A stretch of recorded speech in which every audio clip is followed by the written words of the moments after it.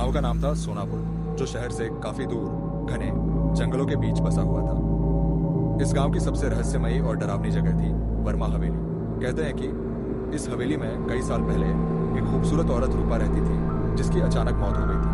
तब से लेकर आज तक कोई उस हवेली के पास भी जाने की हिम्मत नहीं करता।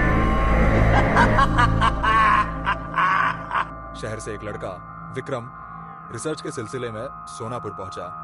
उसे पुराने खंडहरों और रहस्यमयी जगहों की जानकारी इकट्ठा करनी थी।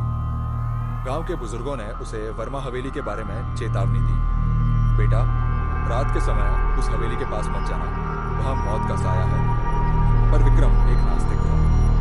वह इन बातों को मनगढ़ंत समझता था। अंधविश्वास है सब, मैं कल ही हवेली जाऊंगा, विक्रम ने कहा। विक्रम ने तय किया कि वह रात को हवेली में रुकेगा ताकि असली सच जान सके। उसके पास कैमरा, टॉर्च और एक छोटा सा तंबू था। रात के करीब 1 बजे हवेली के अंदर अजीब सी आवाजें आने लगी। दरवाजों का खड़कना, किसी के पैरों की आहट और कभी कभी किसी के हंसने की डरावनी आवाज। विक्रम ने टॉर्च ऑन की तो देखा, दीवारों पर रक्त से लिखा था, मुझे चैन नहीं मिला, मेरी मौत का बदला कौन लेगा। विक्रम की सांसें थम गई।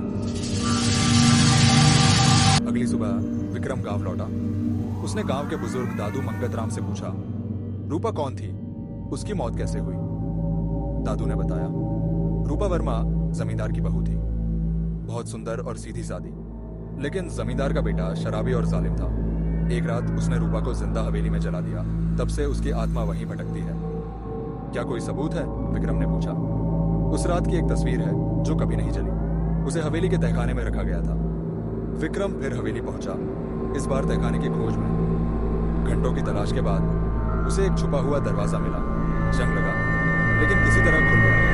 अंदर सब कुछ धूल में डूबा था, लेकिन एक पुरानी लकड़ी की संदूक में तस्वीर मिली, जिसमें रूपा को आग की लपटों में फंसे हुए दिखाया गया था और उसके पति को दूर खड़ा हंसते हुए। तभी हवेली के अंदर एक जोरदार चीख सुनाई दी। हवेली की दीवारें कांपने लगी और रूपा की आत्मा प्रकट हुई। सफेद साड़ी, लंबे खुले बाल और आंखों में खून के आंसू। उसने कहा, अब तुम मेरे दर्द को दुनिया को दिखाओगे, अब मेरा बदला लोगे।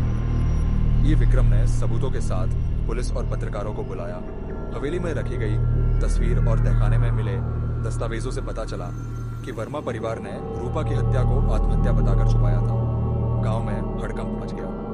हवेली को सरकार ने सील कर दिया और उसे एक ऐतिहासिक अपराध स्थल घोषित कर दिया। रूपा की आत्मा ने आखिरी बार विक्रम से कहा, धन्यवाद, अब मैं मुक्त हूँ। और वह जलती हुई लौ में विलीन हो विक्रम गांव छोड़कर वापस शहर लौट आया।